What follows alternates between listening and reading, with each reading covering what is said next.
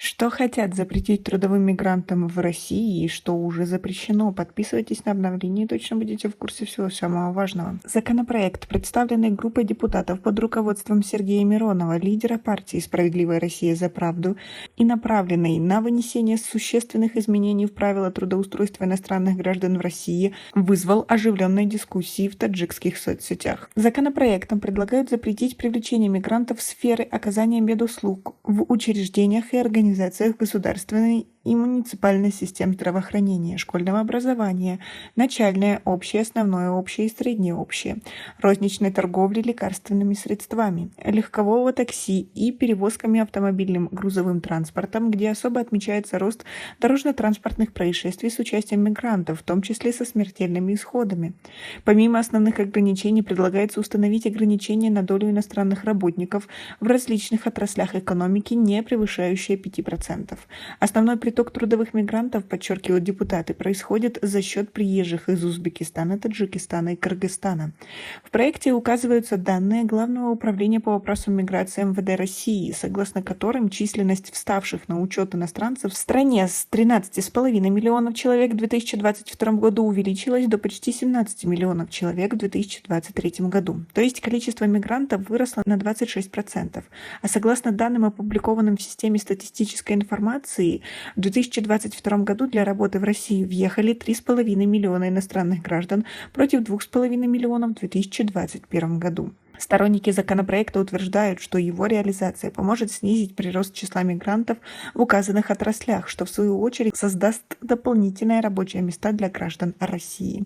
Противники законопроекта подчеркивают, что такие ограничения могут ухудшить миграционную ситуацию и негативно сказаться на многих аспектах российской экономики. Например, сопредседатель профсоюза медработников «Действия» Андрей Коновал подтвердил в интервью, что довольно заметное количество иностранцев устраиваются в российские больницы, хотя этот процесс и распределен по регионам неравномерно. Но Коновал не видит в этом проблемы, а инициативу парламентариев считает средневековой. Кадровые проблемы будут решены только тогда, когда будет серьезно повышена заработная плата и улучшены условия труда. Тогда мигрантам будет сложнее конкурировать с нашими специалистами, ведь российские медвузы и медучилища, в общем-то, достаточно выпускают кадров. Просто они не доходят до медицинских учреждений, сказал Коновалов. Бывший замглавы Федеральной миграционной службы, руководитель Центра аналитических и практических исследований миграционных процессов Вячеслав Поставнин раскритиковал предложение депутатов. Он указал, что инициатива не подкреплена должными исследованиями. При этом проблема в медицинской сфере действительно есть, считает эксперт. В некоторых учреждениях есть тенденция, когда коренные россияне вытесняются теми, кто недавно получил гражданство, но это уже не мигранты, а граждане России, сказал он. В сентябре текущего года также появилась инициатива о введении запрета на возможность трудовым мигрантам приглашать свои семьи в Россию. Инициаторы этой меры аргументируют ее тем, что это позволит сократить расходы бюджета.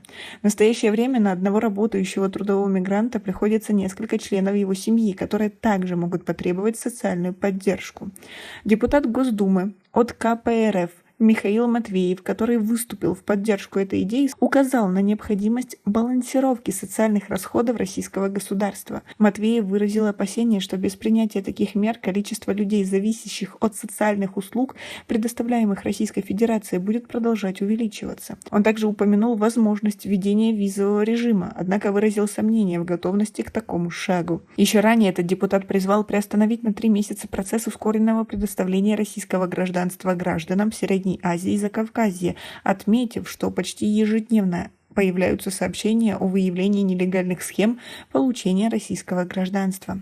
В некоторых регионах России уже существуют ограничения для трудовых мигрантов в разных сферах, что включает ограничения в трудоустройстве, штрафы за нарушения и прочие ограничения. В 2022 году 4 региона России – Калужская область, Ханты-Мансийский автономный округ, Тюменская и Калининградская области – ввели запрет мигрантам в разных сферах. В этих регионах мигрантам запрещено вводить такси и любой другой общественный транспорт, производить детское питание, трудиться в сфере образования, торговать алкоголем, табаком и продуктами питания, доставлять продукты, а также работать в здравоохранении. Еще в некоторых регионах страны мигрантам запрещено устраиваться переводчиками, секретарями, редакторами, кадровиками, финансистами, бухгалтерами, а также на работу, связанную с добычей полезных ископаемых, торговлей лесом, рыболовством, охотой и разведением диких животных. Также иностранным гражданам не разрешено работать в рыночных киосках и торговых палатках по приготовлению пищи, готовить пищу на передвижных лавках и продавать ее.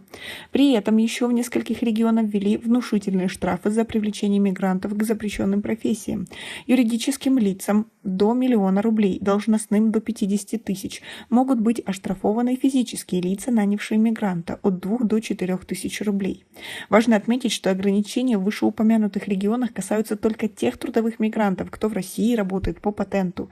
Это граждане Таджикистана, Азербайджана, Абхазии, Молдовы и Узбекистана. А граждан стран-членов ЕС, Казахстана, Армении, Белоруссии и Кыргызстана ограничения не касаются, так как по трудовым правам они приравнены к россиянам. По данным МВД России, за первое полугодие 2023 года в России на миграционный учет поставили более 5 миллионов иностранных граждан и лиц без гражданства. Из них граждан Таджикистана почти 1,2 миллиона человек.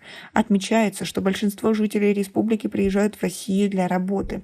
К концу первого полугодия действующие виды на жительство имели 128 тысяч жителей Таджикистана. Положительное решение о выдаче российского паспорта принято в отношении почти 87 тысяч таджикистанцев. Как вы относитесь к такой ситуации и к таким настроениям?